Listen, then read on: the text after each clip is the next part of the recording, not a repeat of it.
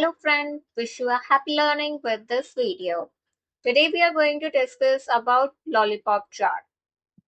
I have an Excel data source, so I'm importing Microsoft Excel. My file name says DMart Superstore. From here I'm taking orders sheet. It involves everything about orders. Let's say who is making that order as a customer, what are the products being sold, and there are some numeric fields which we can play around. Now, quickly, Lollipop chart is one level advance of bar chart. So first of all, we would be creating a bar chart. Let me have product names.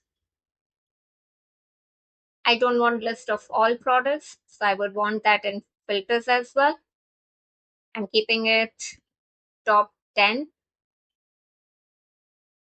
by profit. So let's see which are the top 10 products. Keeping it entire view. Now, since it's a profit which we have sorted with, here I'm keeping sum of profit. Okay, so this has created our bar graph. Again, I will be taking sum of profit. So it has done a split string for Lollipop, and the second card of profit over here, I'm going and making it as circle. One is bar, one is circle. Make it a dual axis. If you see, this is the key. As soon as I made it a dual axis, let's control Z. It went and gave both as this common circle type. You would again go here and make it as bar. Now you just need to play around with size. Let me show you. If you slowly increase this, yeah, slowly it's becoming what we want, but it's still not what I want to present. So what I'm doing, my bar chart, I'm giving that size as space. And my lollipop part, circle, I'm giving size as profit. Okay? Slowly you are seeing an intervention. For this particular product, advanced copier, you are seeing the sales are high, but profit is less. For color, you should keep it. Either you can have different color for the lollipop circle part and the bar part, but I prefer the same color. So in colors, I'm keeping profit. I'll be giving color based on the theme. Let's keep it blue till, right? One more tip for label part. Okay. Now, see, let's give label as profit. If you keep it in all, you see, it's becoming clumsy. This is not the place you should keep. Either you can keep it in circle. Let me show you that also. I'm going to remove it again. If you keep it in circle, it will be most probably at the end part. You can align it, but I don't want in the circle also. Control Z. I want it for the bar. How am I keeping it? Just closely observe. If you keep it in the bar part, it's still going in the end, but I would make an alignment. I'm keeping it here. I'll do a quick formatting of this. Let's make it bold. Keep it Tableau bold. You can play with the colors, but I'm not building that. And I'll slightly improve the size. Yeah. So now you are able to see the profit over here. These were the top profits, right? To sort it, it will still be sorted with the profit because that is the order of operation in Tableau. So here it's the highest profit, but yeah, let's give one more formatting quickly.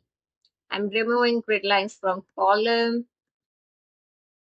Yeah, quick formatting again. There are two headers. Remove header from this. I don't want profit here also because I would be giving the relevant name. So hide field labels. Yep. Slowly it's becoming what I want. Now in this sheet, what you are able to observe, what insight is coming. It's profit by product name. So we are able to see top 10 products by profit.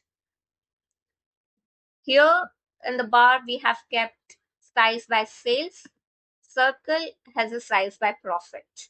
So our bars are reflecting sales and the circles are reflecting profit, right?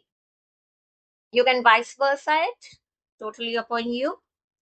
Let me give filter, edit filter, not by profit, but by sales. So this is something showing you your top 5 products based on sales, where most of your energy of the team has spent, like marketing team has spent. But is that giving us revenue? Okay. To make it you understand, this sum of profit you should replace by sum of sales, so that here it's sales and all are in positive part. Let's do that also. I'm replacing this by sum of sales and this also by sum of sales. Okay. See, here the circle is very less. That means profit is 0.